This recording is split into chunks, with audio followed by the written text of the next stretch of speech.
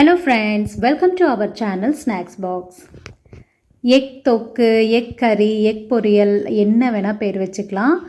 ரொம்ப டேஸ்ட்டாக இருக்கும். ரொம்ப ஈஸியாகவும் செஞ்சிடலாம். அதுவும் தயிர் சாதம், ரசம் சாதம், இந்த மாதிரி பிரியாணி, தேங்காய் பால் சாதத்துக்கெல்லாம் செம்மையாக இருக்குங்க. எப்படி செய்கிறதுன்னு வீடியோக்குள்ளே போய் பார்க்கலாம். வீடியோ பார்த்துட்டு மறக்காமல் சப்ஸ்கிரைப் பண்ணிடுங்க. ஒரு 4 எக்கை ஃபஸ்ட்டு பாயில் பண்ணி எடுத்துக்கலாம். 10 நிமிஷம் போதுங்க பாயில் பண்ணி எடுத்துக்கலாம். ரொம்ப நேரம் வெந்துச்சுனாலும் ரப்பர் மாதிரி ஆயிரும் எக்கு. இப்போது வேக வச்ச முட்டையை தோலை உரிச்சிட்டு மேலே இருக்கிற அந்த ஒயிட்டை மட்டும் தனியாக எடுத்து அதே மாதிரி மஞ்சளையும் தனியாக எடுத்து வச்சுக்கோங்க. இந்த எக்கு ஒயிட்டை நீல வாக்குலையோ இல்லை பொடியாவோ உங்கள் விருப்பத்துக்கு தகுந்த மாதிரி நீங்கள் அப்படியே கட் பண்ணி எடுத்துக்கலாம். அது கையில் பிச்சாலே ஈஸியாக வந்துடும்.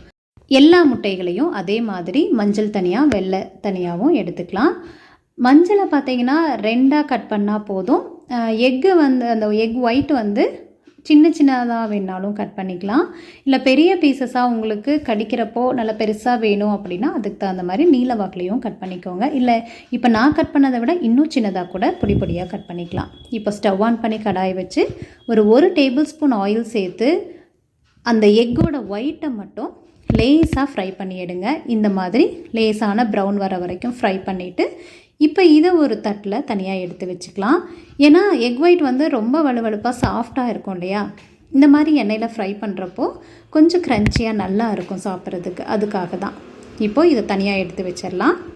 அடுத்ததாக அதே கடாயில் அதில் இருக்கிற ஆயிலே போதும், அதை நம்ம ஃப்ரை பண்ணுறதுக்கு யூஸ் பண்ணிக்கலாம். இப்போ ஸ்டவ் ஆன் பண்ணி நம்ம ஹோல் கரம் மசாலா இருக்கும் இல்லையா, ஒரு பிரிஞ்சி இலை, 2 கிராம்பு, ஒரு துண்டு பட்டை சேர்த்து ஃப்ரை பண்ணதுக்கப்புறமா இதை ஒரு ஃப்ளேவருக்காக தாங்க ஒரு 2 பெரிய வெங்காயம், மீடியம் சைஸ் பெரிய வெங்காயத்தை நல்லா ஃபைனாக சாப் பண்ணி ஃப்ரை பண்ணிக்கோங்க. தேவையான அளவு உப்பு சேர்த்துக்கோங்க.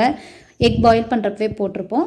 இப்போது அதுக்கு தகுந்த மாதிரி போட்டுக்கோங்க. ஃப்ரை ஆனதுக்கப்புறமா 1 டீஸ்பூன் அளவு இஞ்சி பூண்டு விழுது போதும். அதையும் நல்லா பச்சை வாசனை போகிற வரைக்கும் நல்லா ஃப்ரை பண்ணிவிட்டு ஒரு 1/4 டீஸ்பூன் மஞ்சள் தூள், கரம் மசாலா 1/2 டீஸ்பூன், காரத்துக்கு தகுந்த மாதிரி வரமிளகாத்தூள், மல்லித்தூள் ஒரு டீஸ்பூன் போதும். இப்போது ஃப்ளேமை கம்மியாக வச்சு நல்லா வதக்கி எடுத்துக்கலாம். இப்போ இது நல்லா வதங்கி வாசனையெல்லாம் போனதுக்கப்புறமா நம்ம அந்த ஹோல் கரம் மசாலாலாம் எடுத்துடலாம். பிரிஞ்சி இலை, கிராம்பு இது எல்லாத்தையும் தனியாக எடுத்து போட்டுருங்க. அது சாப்பிட்றப்போ நல்லா இருக்காது இல்லையா, அதுக்காக. இப்போ ஃப்ளேவர் மட்டும் நமக்கு இறங்கிருச்சு. ஸோ இப்போ நம்ம எக்கு தனித்தனியாக வச்சுருக்கோம் இல்லையா, மஞ்சள் வெள்ளை எல்லாத்தையும் ஒன்றா சேர்த்து அந்த மஞ்சளை மட்டும் கொஞ்சம் மேஷ் பண்ணி விடுங்க. அவ்வளோதான், நம்மளோட சூப்பரான எக் தொக்கு ரெடி ஆகிடுச்சு. மல்லித்தலை சேர்த்து ஸ்டவ் ஆஃப் பண்ணி இறக்குனீங்கன்னா செம்ம சூப்பரான டேஸ்ட்டாக இருக்குங்க. அப்படியே ஸ்நாக்ஸ் மாதிரி சாப்பிட்லாம். அவ்வளோ டேஸ்ட்டான இந்த ரெசிபியை ட்ரை பண்ணி பார்த்துட்டு எப்படி இருந்துச்சுன்னு சொல்லுங்கள்.